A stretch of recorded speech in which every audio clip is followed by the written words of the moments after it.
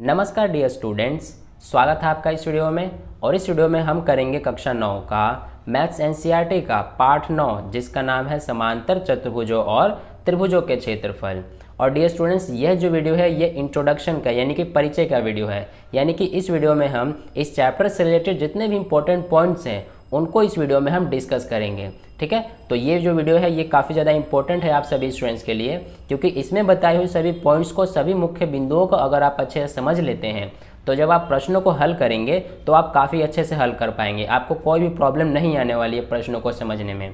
ठीक है, तो इसलिए चलते हैं, अब हम स्टार्ट करते हैं इसको। तो देखिए, सबसे पहले जैसे कि हमारा चैप्टर का नाम है समांतर चतुर्भुजों और त्रिभुजों के क्षेत्रफल, तो इसमें आपको समांतर चतुर्भुज और त्रिभुज इनके बारे में तो आपको ऑलरेडी ही पता है। यहाँ पर हम बात कर लेते हैं कि क्षेत्रफल क्या होता है। तो जैसे कि मान लीजिए कि हमारे पास ये एक सरल बंद आकृति है, यहाँ पर ये एक सरल बंद आकृति है। ठीक है, अब यहाँ पर हमारा क्या होता है, इस सरल बंद आकृति द्वारा जो यहाँ पर घेरा हुआ भाग है, यानी कि जो इतना भाग ये सरल बंद आकृति घेर रहा है, ये क्या होता है, हमारा तलीय क्षेत्र होता है। ठीक है, तो ये जो तलीय क्षेत्र होता है इसी के माप को हम क्या कहते हैं, क्षेत्रफल कहते हैं। ठीक है, यानी कि अगर हम कहें कि क्षेत्रफल क्या होता है हमारा, तो किसी भी सरल बंद आकृति का जो तलीय क्षेत्र होता है उसी के माप को हम क्या कहते हैं, क्षेत्रफल कहते हैं। ठीक है, तो इस तरह से ये हमारा है। एक और एग्जांपल ले लेते हैं, जैसे कि मान लीजिए ये हमारे पास एक सरल बंद आकृति है। इसमें क्या है कि ये हमारा इतना भाग ये घेर रहा है, यानी कि इतना भाग ये कवर कर रहा है, ये क्या है हमारा इसका तलीय क्षेत्र है। और इसी तलीय क्षेत्र को हम क्या कहते हैं, इसके माप को क्षेत्रफल कहते हैं। ठीक है, तो इस तरह से हमारा क्षेत्रफल होता है। आई होप आपको अच्छे से समझ में आ गया है। अब यहाँ पर हम बात करते हैं कि यहाँ पर सर्वांगसम आकृतियाँ, जो कि हमारा इसमें फर्स्ट पॉइंट है कि सर्वांगसम आकृतियाँ, इसके बारे में आपने पहले ही ऑलरेडी 7 चैप्टर में यानी कि 7वें चैप्टर में आपने पढ़ रखा है। तो इसको एक बार मैं दोबारा से अच्छे से रिपीट कर देता हूँ कि जैसे देखिए, सर्वांगसम आकृतियाँ क्या होती है हमारी, कि वे आकृतियाँ जो कि बराबर माप की और बराबर आकार की हो वे सर्वांगसम आकृतियाँ होती हैं। जैसे कि यहाँ पर मान लीजिए हमारे पास ये दो बराबर माप और बराबर आकार के वर्ग हैं और ये क्या है, एक दूसरे के सर्वांगसम होंगे। तो इस तरह से अगर हम इसको एक के ऊपर दूसरे को रखें तो ये क्या होंगे, आपस में एक दूसरे को ढक लेंगे। तो इस तरह की आकृतियों को हम क्या कहते हैं, सर्वांगसम आकृतियाँ। अब यहाँ पर क्या है हमारा, इसमें मेन पॉइंट जो समझने की बात है कि जो ये सर्वांगसम आकृतियाँ होती हैं ये अगर एक दूसरे को आपस में ढक लें तो क्या होगा कि ये सर्वांगसम आकृतियाँ तो है ही। अब अगर एक दूसरे को आपस में ढक लेंगी तो हम क्या कह सकते हैं कि इनके जो क्षेत्रफल होगा वो भी बराबर होगा, क्योंकि यहाँ पर जैसे मान लीजिए ये हमारे पास दो बराबर माप और आकार के यहाँ पर वृत्त हैं। अब अगर एक के ऊपर दूसरे को हम रख दें, ये हमारे पास हमें पता है कि ये सर्वांगसम है दोनों। अब अगर एक के ऊपर दूसरे को हम रख दें तो क्या होगा हमारा कि इस वाले को ये ढक देगा। तो हम क्या कह सकते हैं कि यहाँ पर दोनों का जो क्षेत्रफल है वो भी बराबर होगा। ठीक है, तो इस तरह से ये हमारा बात हुआ कि हम अब क्या कह सकते हैं कि किसी भी दो सर्वांगसम आकृतियाँ जो होती हैं उनका जो क्षेत्रफल होता है वो बराबर होता है। तो इस तरह से ये है। अब यहाँ पर हमारा मेन पॉइंट क्या आ जाता है कि हमें पता चल गया है कि दो सर्वांगसम आकृतियों का जो क्षेत्रफल होता है वो बराबर होता है।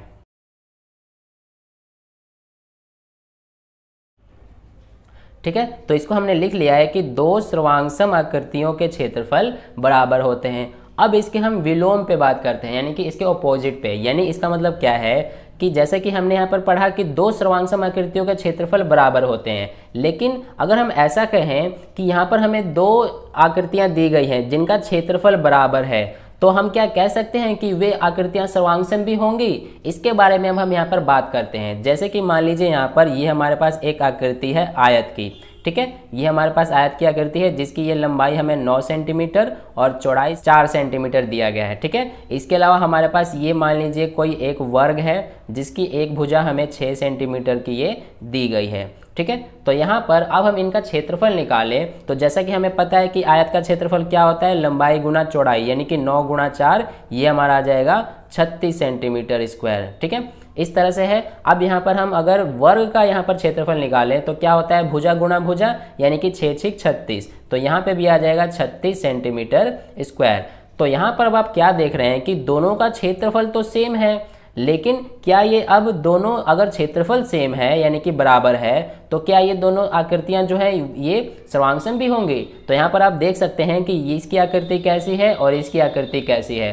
तो इसलिए हम कह सकते हैं कि ऐसा जरूरी नहीं है कि अगर दो आकृतियों का क्षेत्रफल अगर बराबर हो तो वो आकृतियां सर्वांगसम भी हो, ऐसा जरूरी नहीं है। ठीक है, तो ये हमारे पास एक अगला पॉइंट है।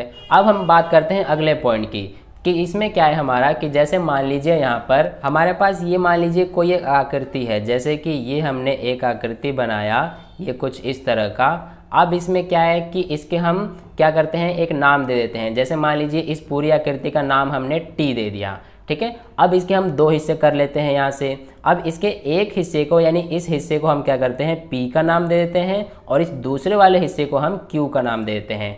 ठीक है, तो इस तरह से अब यहाँ पर क्या है कि हम क्या कह सकते हैं कि जो ये हमने आकृति बनाया था, ये टी, ये पूरा यानी कि इसके जो हमने ये दो हिस्से कर दिए, एक पी और ये क्यू, तो यहाँ पर आप देख सकते हैं कि जो ये दोनों हिस्से हैं क्या ये दोनों बराबर माप के हैं? बिल्कुल भी नहीं है। जिसको हम अगर बराबर माप के नहीं है तो हम इसको क्या कहते हैं, नॉन ओवरलैपिंग यानी कि अनातिव्यापी, यानी कि ये एक दूसरे को पूरा पूरा नहीं ढकेंगे।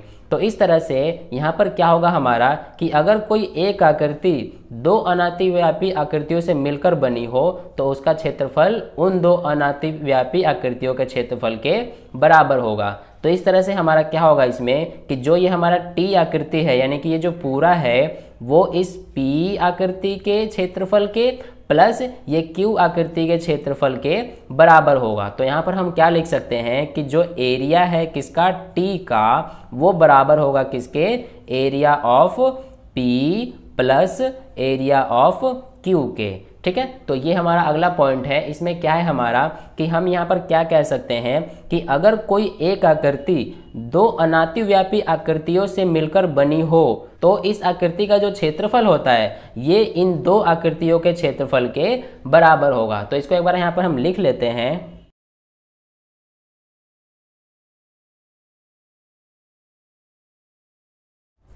ठीक है, तो इसको हमने इस तरह से लिखा है जिसको हमने यहाँ पर अभी ऊपर समझा है। ठीक है, तो यहाँ पर अब आप देख सकते हैं इसको कि अगर कोई एक आकृति दो अनातिव्यापी आकृतियों से मिलकर बनी हो तो उसका क्षेत्रफल उन दो अनातिव्यापी आकृतियों के क्षेत्रफल के बराबर होगा। यहाँ पे अनातिव्यापी जो शब्द है इसका मतलब क्या है कि यहाँ पर ये दो पी और क्यू आकृतियों की बात की गई है। यहाँ अनातिव्यापी का मतलब है कि जो एक दूसरे को पूरा पूरा ना ढक सकें। ठीक है, तो ये हमारा हो गया अगला पॉइंट। अब यहाँ पर हम बात करते हैं जो कि हमारा अंतिम लास्ट पॉइंट है, जो कि हमारा क्या है यहाँ पर कि एक ही आधार पर और एक ही समांतर रेखाओं के बीच आकृतियां।